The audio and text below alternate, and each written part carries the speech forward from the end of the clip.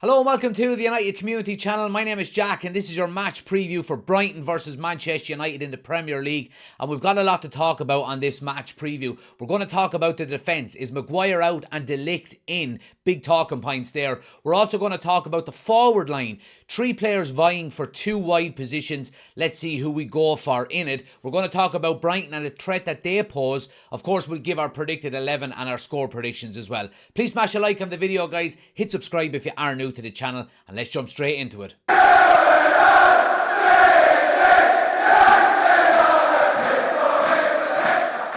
And we're going to start with the defence. Now, look, we know Ligt has been signed as pretty much coming in to be the first choice right-sided centre-back, at least until Lenny Yoro returns from injury, of course. And it's great to see him getting some minutes last week against Fulham in the league as well. What we do also have to take into consideration here is Harry Maguire had a very, very good game against Fulham. And I had him in as my man of the match. I thought he was very, very good. We know the threats that Brighton are going to pose. You know, they're very quick in their attack. They like to get the ball in behind. And we know that that's Harry Maguire's weak point. Harry Maguire is very good facing the play, you know, heading balls, all that kind of stuff from set pieces, quite strong. Yeah, I mean, it's going to be a very, very difficult choice for Erik ten Hag.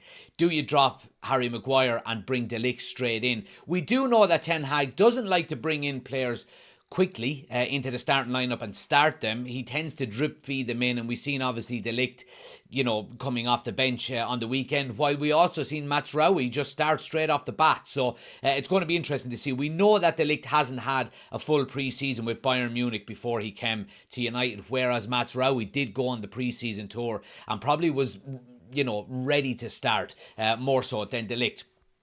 Another, I suppose, important aspect to this choice with Erik ten Hag as well is we play Liverpool next week. Now, do you want to go into that Liverpool game with, you know, Harry Maguire, or do you want to go with De Ligt? Now, if you're going to go with De Ligt, it's probably better that we get game time into his legs this weekend against Brighton, rather than just bringing him and starting him against Liverpool as his first start of the season. He does have, you know, another week of training under his belt as well, so you would hope that De Ligt is probably ready to go. Again, we'll give our predicted 11 in a few minutes, and you'll know who I, you know, think should start. But let me know what you guys would do. Would you start De Ligt straight away in this game, or would you back Harry Maguire again to have a good performance after a good performance against Fulham last weekend? Let me know in the comment section below.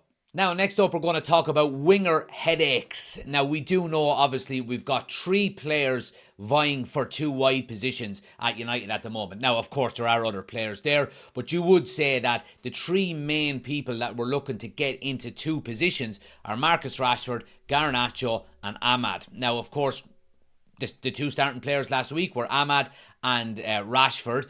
And I was quite surprised, I have to say, when Garnacho did come on, that it was Ahmad to be substituted off. Now, I can understand the thinking that Erik ten Hag was probably doing. It was 0-0 at the time. And if you're going off of past experiences, who's more likely to get you a goal, you know, in the last few minutes of a game? It is probably Marcus Rashford.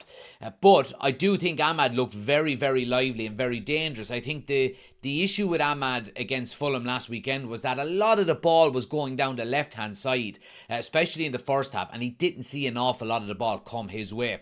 But when he did get into possession, I thought he looked very lively and very dangerous.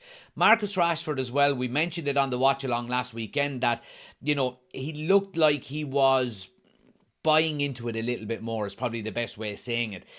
Again, he didn't have the greatest of games in terms of, you know, goal threats and actually going and scoring a goal, but I thought his work rate was much improved. A big ick for Manchester United fans last year, regardless of whether Rashford was going through a difficult phase or not, was that he wasn't working very hard. You know, his head was down, he looked like he wasn't interested.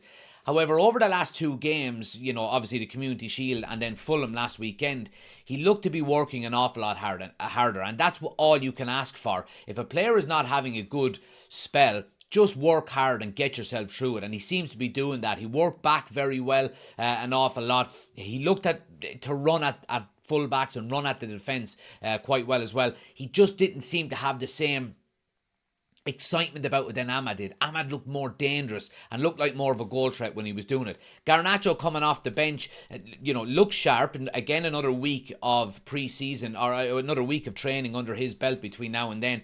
He didn't seem like the happiest player going off the pitch. He did miss a very easy chance that Rashford squared to him.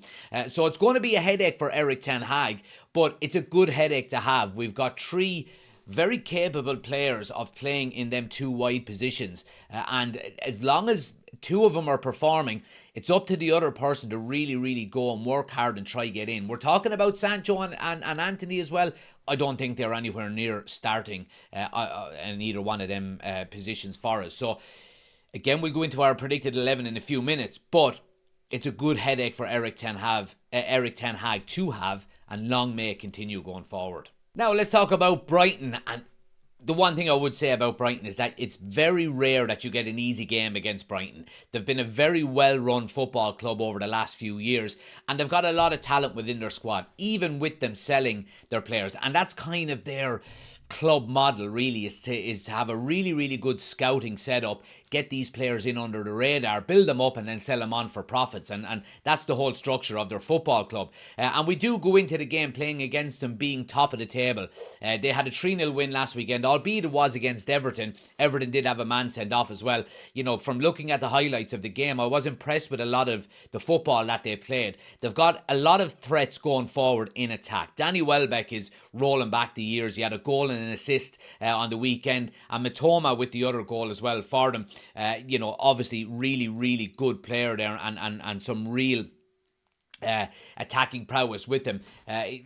Whoever we play at right back on the weekend, Mitoma tends to play on the left side for Brighton as well. They will have their work cut out for him. Now, that was Mazraoui last weekend, and this is the kind of game, and I don't want to be going back to the past, but where you'd love maybe an Aaron Wan-Bissaka there, where you can shut down the likes of a Mitoma coming through that left side. But Man United are going to have to be on it in this game. Brighton are no pushovers, and it will be a very difficult game. The one thing I would say about this game is to expect goals. Brighton like to score goals, and look, you would hope United can go out and finish a lot more of the chances that we didn't finish against Fulham on the weekend. But Brighton do pose a big threat to Manchester United here. It's important that we continue to try and keep putting 3 points on the board each game. And especially with Liverpool coming up next weekend, it would be knives out from everybody in the media and opposition fans if United were to drop points against Brighton this weekend and then go into the Liverpool game, which will be an even tougher test. So we really need to be on it this weekend. We need to go out, start early, or start well, start early, really put pressure on them and defend really well as well. Now, let's get into our predicted 11 for the game against Brighton on the weekend. And I've gone with a couple of changes to the lineup that started last weekend against Fulham. I got one position wrong and player that started last weekend. I went for Garnacho and Ahmad rather than Rashford and Ahmad, and that was the only one that we had wrong. Everything else we got spot on. So we'll go through it, guys. Starting 11, obviously Onana starts in the goal. I've gone with a back four with one change, and I have brought Harry Maguire out and brought Ligt in, and my reasoning for that is, like we mentioned earlier, the Liverpool game on the horizon next weekend. I think it's important for Ligt to get minutes into his legs if he is going to be playing that game against Liverpool. Then I think we've got to get him in this weekend, and he's got to get at least 60, probably 75 minutes under his belt.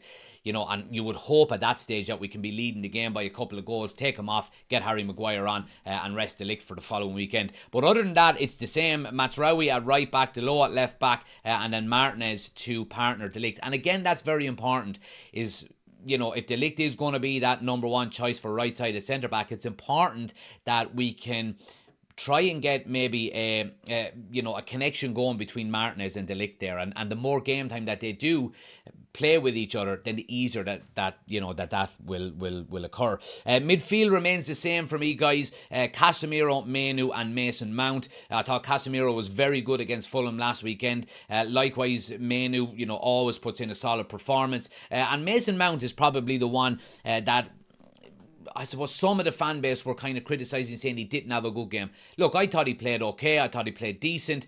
His work rate was very good, closed down very well, winning back possession high up the field. He done exceptional with it. He was a little bit sloppy with some of his passes, giving the ball away, so on and so forth. But look, that's to be expected at the start of the season. You would hope as the games go on and the more game time that he gets under his belt, that will improve. But I'm going to stick with him here. I think he will start again.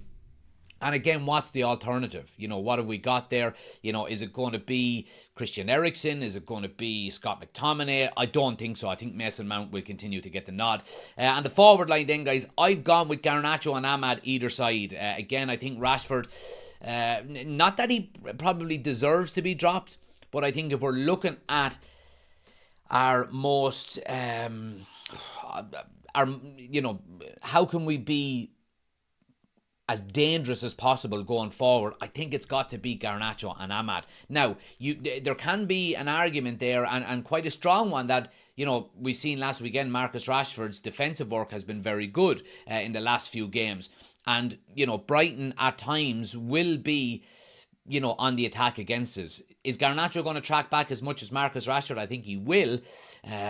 But again, that's a good headache to have from Erik ten Hag. So I've gone for both of them either side. And I think Ahmad did do enough last weekend to maintain his place. But I wouldn't be surprised maybe if ten Hag, if he keeps maybe Rashford, to maybe switch Garnacho over to that right-hand side. I would like to see Garnacho get an extended run on the left side because he hasn't really got that throughout his United career yet. And of course then we've gone for Bruno Fernandes through the middle in that false nine kind of role. I think he's been doing it really well in the last couple of games against City and against Fulham as well. He should have had a couple of goals on the weekend, so the goal threat is there from Bruno Fernandes getting into good areas to score goals, and he did say it, he apologised to fans. I think he apologised to FPL managers who had him as his captain. He said, I'll make it up to you. So look, I think the goal threat is there for Bruno, and I'm happy with him playing in that number 9. I'm sure he will start to finish chances if he continues to get them. But that's my starting 11, guys, my predicted 11. Let me know yours in the comment section below, or what maybe you would change from my predicted 11. Let me know in the comment section below. Now, let's get into our score predictions. And again, let me know your score predictions in the comment section below, guys. Again, I've mentioned it already. I think we're going to expect, well, I'm certainly going to be expecting goals here, in this game. Obviously, Brighton scored 3 goals last weekend. United did look very dangerous in front of goal against Fulham, and I think, on another day, if we had finished our chances, I think it would have been a very comfortable game. Bruno should have had 2, Casemiro should have scored, Garnacho should have scored at the end as well. So I do think we're to expect goals in this game. I do think Manchester United will have enough to get the job done if, we play as well as we did against Fulham and finish our chances. I think we can get, a very positive result out of this game. But defensively, we really need to be on it as well and limit the amount of chances that Brighton get. We did see Manchester United against Fulham limiting their amount of shots on goal. They only had 2 shots on target, which is, absolutely great to see, given how many shots we were allowing on our goal last season. So that is improved, and I think we need to continue to do that. If I'm going with a score prediction, I'm going to go with a 2-1 win to Manchester United. I would like to see a clean sheet. I don't think we will get one, given the attacking options that Brighton have got. But I do think if we continue to create the chances that we did last week against Fulham, I think we can get 2 goals minimum. So that's my score prediction, guys. Let me know your score predictions in the comment section below as well. Unfortunately, I won't be live for the game on Saturday, but I may potentially have one of the channel members actually doing the watch along for us, Chris. So if that's the case, do keep an eye out, turn on notifications, and you'll be notified as soon as we go live. But please do smash a like on the video, hit subscribe if you are new to the channel as well, guys. Thanks for watching, and I'll see you on the next one.